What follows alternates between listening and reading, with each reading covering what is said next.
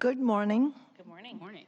Today is January 6th, 2020, and the time is 9:30 a.m. I was pausing because my notes say 2019. yeah. This is the regularly scheduled council briefing meeting of the Seattle City Council, and we are in council chambers.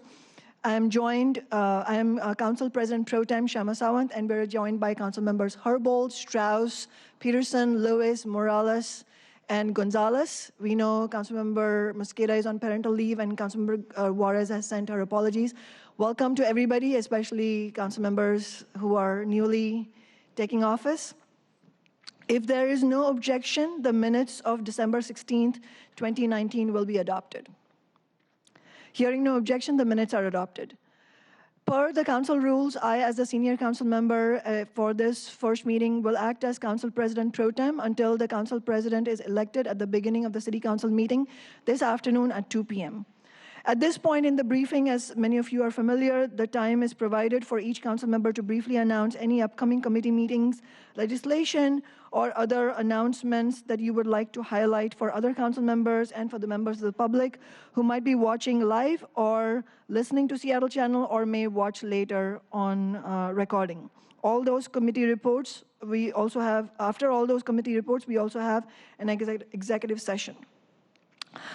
As is the case after every new council election, there are new council committees formed, and in the resolution making those committee assignments on the agenda for today's city council meeting, which we will be voting on, my office will be chairing the Sustainability and Renters' Rights Committee, which will hold a regularly scheduled meeting on the fourth Tuesday of each month.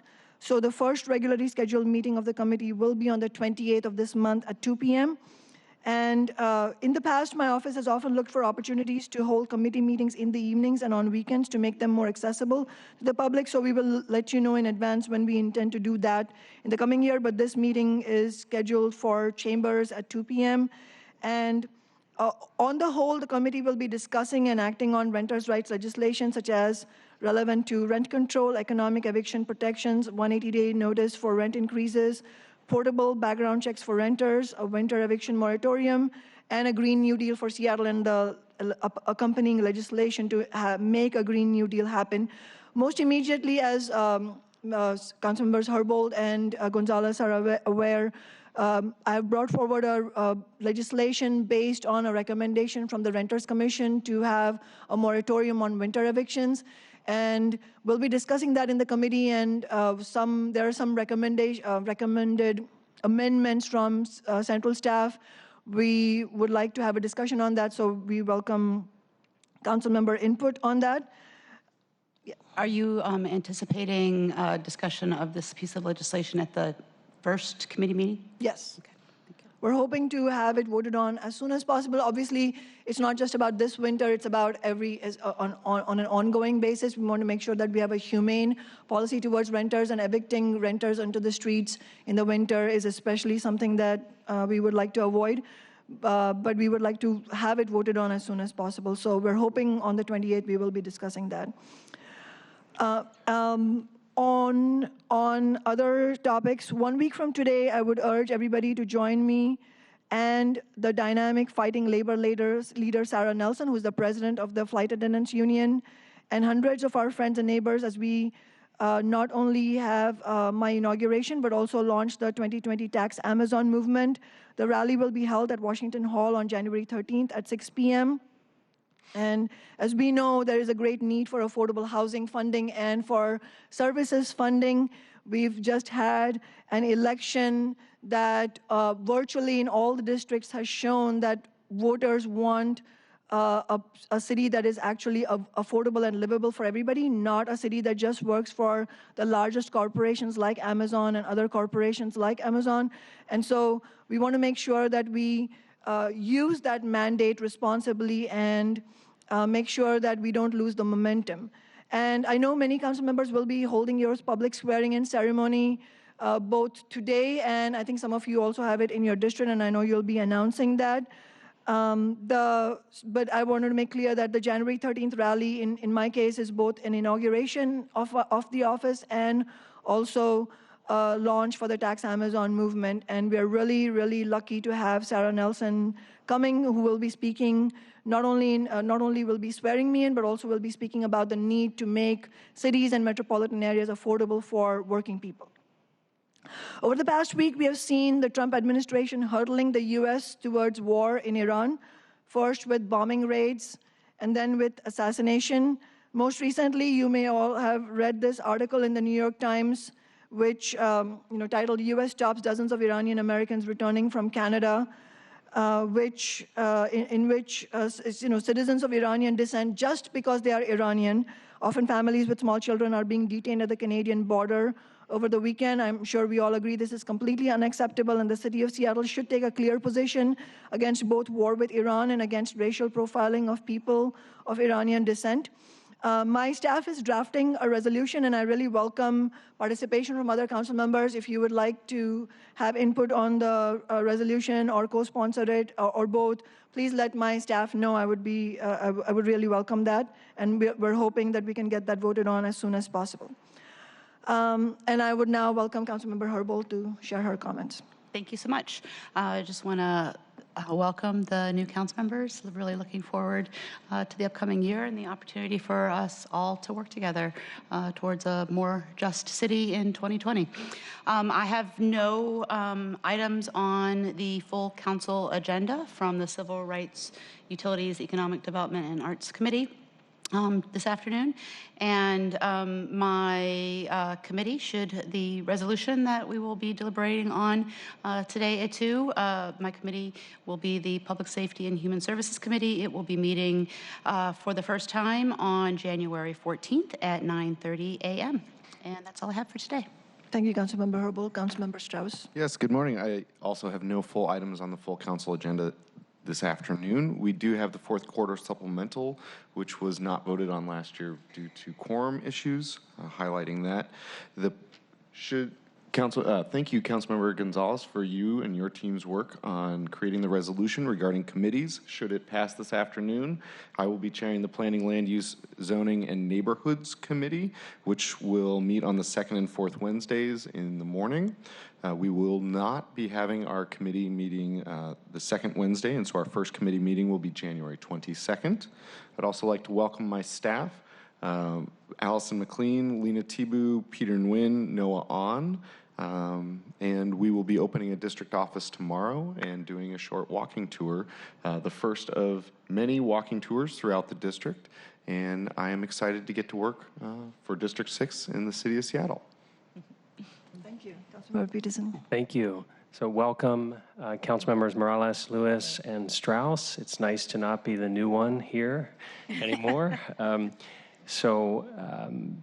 Since committee assignments haven't been finalized, there's nothing from me coming to full council today, but stuff in District 4, we did have our office hours. Last week, we had our first in-district office hours, Fridays and 4, and we'll be meeting every week with District 4 residents at Magnuson Park, Building 30 from 3 p.m. to 6 p.m. You can sign up on our website, and it's something that I promised to do over the last year, is set up these consistent district office hours, so we're already off to a good start. We heard from several people. One of the more interesting requests was about increasing or making our community centers stronger. So there was talk about Green Lake, there was talk about Lake City, and also Magnuson Park community centers. Last week, I announced my intention to introduce a resolution to expand our fiscal note so that it examines carbon impacts. And I believe that measuring and assessing our city's carbon emissions and fossil fuel use is the first step to producing some additional actionable progress on climate change.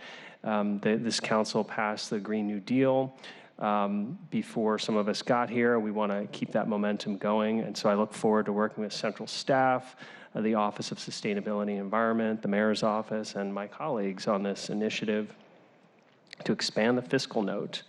Tonight, after the council meeting, I'll be meeting with the Cub Scout Pack 167, which is part of District 4. We'll be showing them around the council chambers and talking to them about how young people can get involved in making our city better. Thank you. Thank you, Councilmember Lewis. Thank you, Councilmember Sawant. And just to echo the comments of my colleagues earlier, very excited to be here, coming in with Councilmember Strauss, Councilmember Morales, and to look forward to the mentorship of the wise, long-serving Councilmember Peterson, who's been here for 2 months longer than us. And it's great to be here with all of you at this table, who are here for the first time or who are returning. And I am very excited to get to work for the people of District 7. I want to first introduce my staff, some of whom are in the audience here today. Camila Brown, Jacob Thorpe, Parker Dawson, and Catherine Sims, who will be here working with me to help represent the people of District 7 and make some material progress on the challenges that we're facing. I look forward this week to sending out our first newsletter to the district where I'll be able to introduce my staff, who will be just as integral a part of that service as I will be as a council member. And I'm really looking forward to sharing their backgrounds, their bios, their life experiences with all the people of District 7 and how they can be a partner in service and government. Additionally, tomorrow evening, I'll be attending a meeting of the Magnolia Community Council. It's my intention to either personally or have a staff representative present at every community council meeting in my district on a regular basis, from Pioneer Square all the way to Magnolia to Queen Anne, and to have that real sustained presence and communication. And I look forward to letting everyone know how it went when we're back here next Monday. Thank you, Councilmember Morales. Good morning, everyone. Thank you so much for welcoming us, newbies, to the council. I'm looking forward to representing the people of District 2 and making sure that we are in service to them. I wanted to let folks know that next Monday, we will be having an in-district, a community swearing in at El Centro de la Raza at 6 p.m. I'm sorry we will be missing your event, but we'd look forward to hearing about it and participating later. And also, assuming that our resolution passes on committees, I will be chairing the Community Economic Development Committee, which I'm very excited about. Our focus will be on the changes that need to happen in order to build community wealth, particularly among communities of color and low-income folks. You may have seen the article in the paper today by Naomi Ishisaka talking about one of the small businesses in the Central District that is really struggling. And I think there's a lot that our city can do to make sure that we are keeping our legacy businesses, protecting our small businesses, and making sure that our neighborhood business districts are the kind of places where our communities can thrive. And I'm looking forward to doing that work on behalf of all of our neighbors. Thank you, Councilmember Gonzalez. Good morning. Thank you, Council President Pro Tem Sawant. A lot of words. Welcome to all of you to the new year. Happy New Year to everyone, and welcome to the new council members. Really excited about what 2020 brings for all of us. It's going to be a really exciting year, and really looking forward to all of the good work that I think we're going to be able to do as a city council. Now one of the most progressive city councils in the country. So I think that our reputation precedes us, and we have a lot of work to do to rise to the occasion, and looking forward to working with all of you on those particular issues. For me, I have 3 bills on the introduction and referral calendar for consideration this afternoon during City Council full agenda. Those 3 bills are all related to the Clean Campaigns Act. We have decided to separate the 3 bills. They were introduced as one bill, but because we want to avoid any potential single subject issue challenges, we have decided to separate all of those bills into 3 bills that stand on their own. The first bill will be related to requiring additional disclosure by commercial advertisers as it relates to political ads, both during on and off election years, and it also will cover policy advocacy. We have heard from some stakeholders, specifically the Seattle Ethics and Elections Commission, that they want to make sure that that particular bill is reconciled with existing rules around lobbying and potential changes that they're considering proposing to the City Council for adoption related to lobbying activities. So we intend to vote that bill out of committee tomorrow morning, but it'll likely be subject to some additional refinement before full council on January 13th. The second bill is related to prohibiting foreign influenced corporations from making campaign contributions both directly to a campaign and to PACs of any sort in the city consistent with federal law. That bill does have currently some language that relates to and is connected with the Super PAC bill, which is the third bill.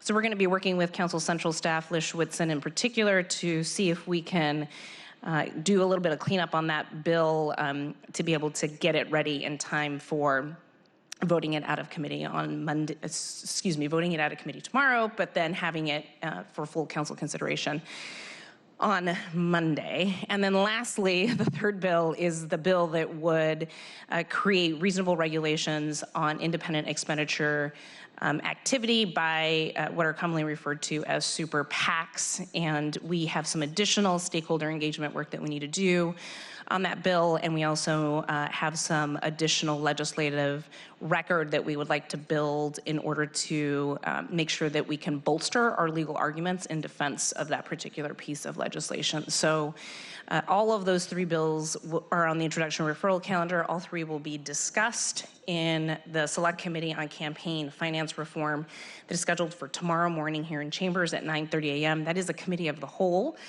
which means that all council members are invited to attend. I believe we set the quorum at 3, so I need at least 2 more bodies in Chambers to be able to hold.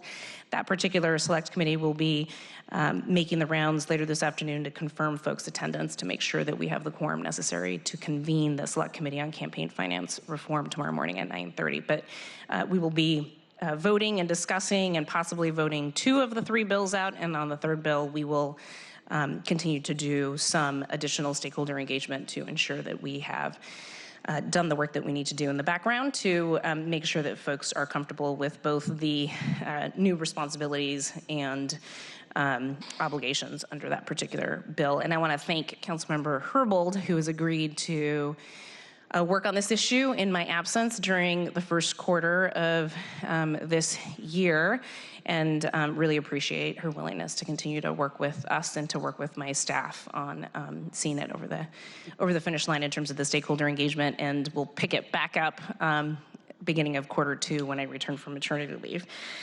The next thing on the full council agenda that I'm assuming I'm going to talk about, because I'm the only one left on the council that was part of the committee, which is the Finance and Neighborhoods report on the quarter 4 supplemental budget. That is a pretty standard bill that will allow us to amend the budget for 2019 to add additional expenditures and revenues related to quarter 4. As Councilmember Strauss mentioned, we were unable to vote on this at the end of the year due to some quorum issues, and so now we have the requisite number of council members in attendance for this full council this afternoon, and we will consider that particular vote. The last thing is there are 3 resolutions, one related to establishing the council's committee structure for 2020 and 2021 and providing assignments to all council members related to regional and external committee assignments, and then establishing a council president pro tem schedule for quarter 1.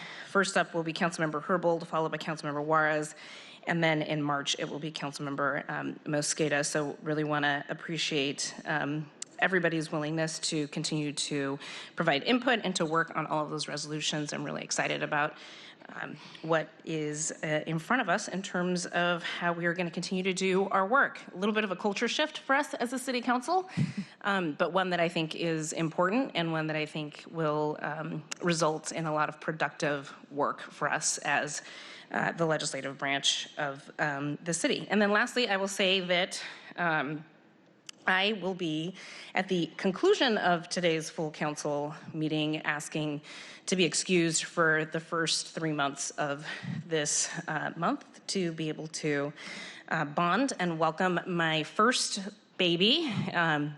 And we'll be really looking forward to being able to step away for 3 months to take maternity leave. This weekend was super exciting for us because my husband got to go online and apply for Washington State's new paid family medical leave insurance, which my office did a lot of advocacy around and organizing for in conjunction with a lot of the labor and working family organizations at the state level. So it was pretty historic to be able to sit in our living room and going through the process of applying for him to be able to qualify for that wonderful benefit. So I'm really excited that thousands of workers across the state, beginning January 1st, 2020, are now able to go through the same exercise and be able to take some time with pay to be able to bond with a new child. And I was really excited to be able to be a part of that. So I'm excited. Thank you. Thank you, Councilmember Gonzalez. If there are no further comments, we'll move to the executive session scheduled for today. There's a standard script for starting an executive session, which I will read now. As presiding officer, I am announcing that the Seattle City Council will now convene an executive session. The purpose of the executive session is to discuss pending or potential litigation. The council's executive sessions are an opportunity for the council to discuss confidential legal matters with city attorneys as authorized by law. A legal monitor from the city attorney's office is always present to ensure the council reserves questions of policy for open sessions. I expect the executive session to end in 40 minutes, so by 9:36 or so. So, sorry, 10:36, not 9:36. If the executive session is to be extended beyond that time, I will announce the extension and the expected duration.